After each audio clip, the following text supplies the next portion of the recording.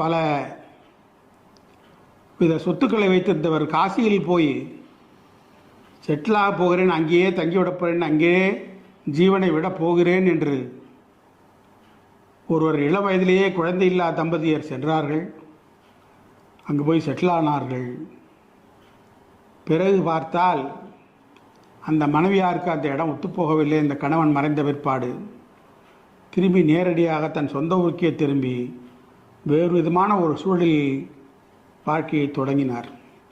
இதை ஏற்கனவே ஜாதக ரீதியாக அறுதியிட்டு கூறியும் அவரால் அப்போது நம்ப முடியாத சூழ்நிலை.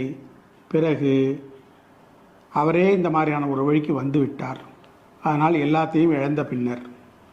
எனவே அன்பர்களே, ஒரு முடிவெடுக்கப் போகும் முன் எத்தனை வயது ஆனாலும் நாம் யாரை நம்பலாம், என்ன